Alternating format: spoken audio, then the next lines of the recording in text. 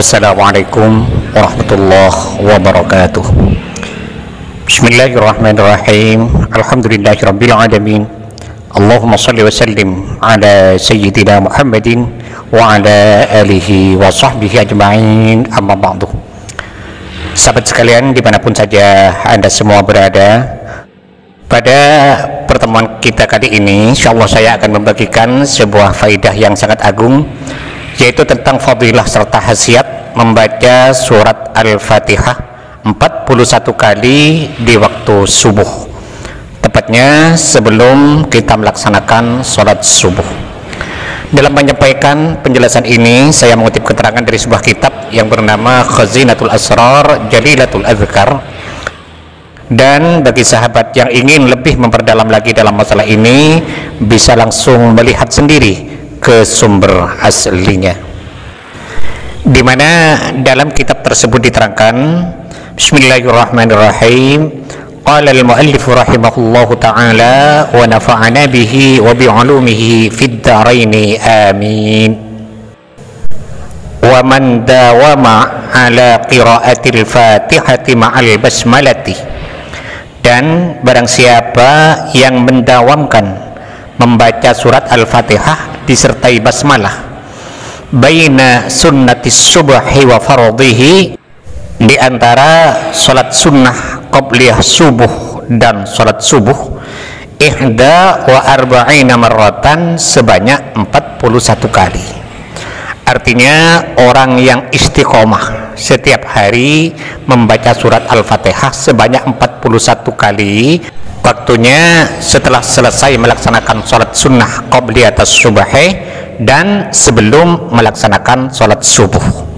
Pertama melaksanakan sholat sunat qabliyah as-subhi dulu, baru setelah itu kita membaca surah Al-Fatihah sebanyak 41 kali, kemudian kita melaksanakan sholat subuh.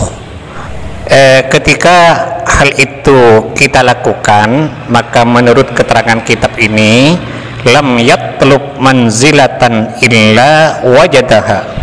Artinya orang yang mendawamkan hal tersebut, jika ia menginginkan kedudukan yang mulia baik di dunia maupun di akhirat, maka Allah akan memberikannya.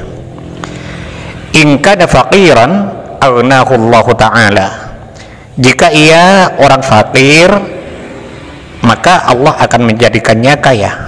Wa in kana madyunan qada anhu ad-daina, dan jika ia terlilit hutang maka Allah akan melunasi hutangnya. Artinya Allah akan memberikan kemudahan bagi orang itu untuk melunasi hutang-hutangnya. Ya, bisa jadi bisnisnya lancar, atau usahanya maju, atau hal lain yang bisa membuat dia kaya raya sehingga mudah untuk membayar hutang-hutangnya.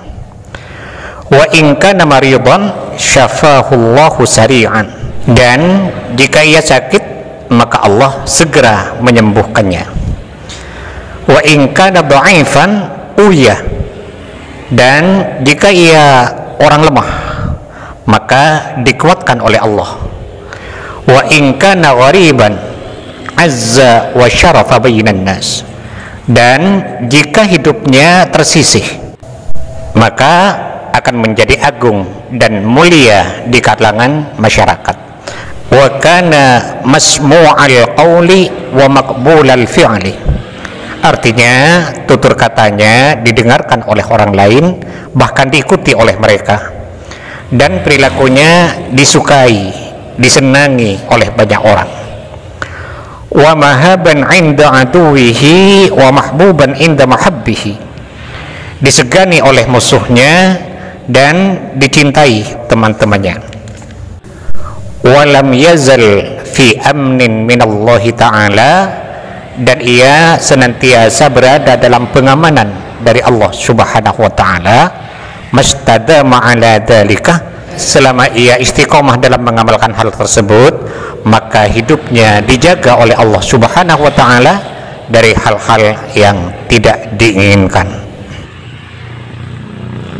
Dalam kitab ini juga diterangkan, wa man azala an mansabin min manasibid dunya, Dan barang siapa yang lepas jabatannya dari jabatan-jabatan dunia, atau mungkin dia dipecat atau dicopot dari jabatannya, wa huwa yuridu ayyauda ilaihi, dan ia ingin agar jabatan itu kembali kepadanya.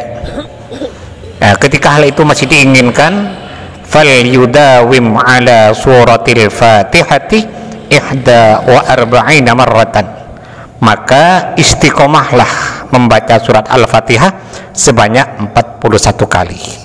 Baina sunnatis subhi wa fardhihi fi arba'ina yawman, di antara surat sunnah qabliyah subuh dan surat subuh selama 40 hari, min ghairi khulalin wa nuqsanin, harus tidak boleh kurang jumlah hari dan bacaannya, secara istiqamah selama 40 hari membaca Fatihah sebanyak 41 kali. Waktunya setelah sholat sunat qabliyatas subhi dan sebelum sholat subuh. Nah, ketika hal itu dilaksanakan, fayu'tihillahu mansabahu, maka Allah akan memberikan lagi jabatan itu, au yu'ti afdala minhu, atau Allah akan memberi jabatan yang lebih baik lagi dari sebelumnya, bi barakati asraril fatihati, dengan barakah dari beberapa rahasianya surat Al-Fatihah, wa yarzuquhu waladan salihan walau aqiman, dan Allah akan memberikan ia anak yang soleh meskipun ia orang yang mandul. Nah, jadi sesuatu yang tidak mungkin dijangkau oleh akal manusia, maka sangat mungkin bagi Allah. Sahabat sekalian, itu antara lain faedah kita membaca surah Al-Fatihah 41 kali di waktu sebelum melaksanakan sholat subuh. Mudah-mudahan apa yang saya sampaikan ini ada manfaatnya dan semoga bisa menjadi amal jariah bagi saya. Amin amin ya mujibas sa'idin. Dan bagi sahabat yang berkenan untuk mendukung channel ini, sangat baik sekali bagi sahabat untuk menekan tombol subscribe dan loncengnya,